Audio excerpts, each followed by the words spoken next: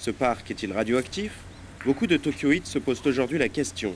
Ces dernières semaines, des foyers de forte radioactivité ont été découverts à plus de 200 km de la centrale de Fukushima. Dans cet arrondissement de la capitale, des équipes municipales traquent ces points chauds. Les enfants passent beaucoup de temps à s'amuser au niveau du sol, ce qui peut être dangereux. Notre but est d'examiner les lieux à risque, comme les bacs à sable, pour apaiser l'inquiétude des parents.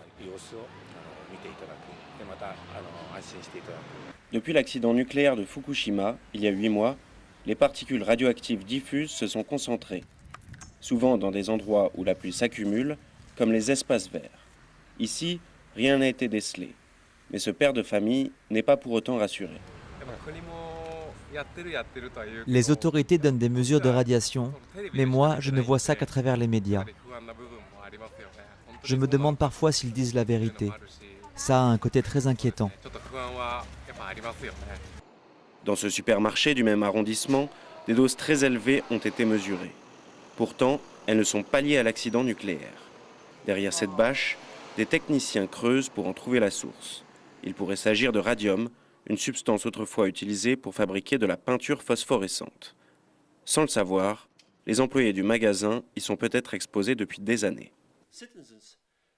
Les citoyens achètent du matériel pour mesurer les radiations, parfois même des appareils très basiques sur Internet.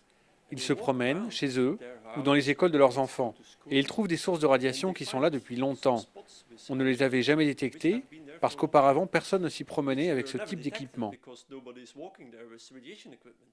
Mais à part ces quelques pics très localisés, la radioactivité ambiante à Tokyo n'a rien d'effrayant.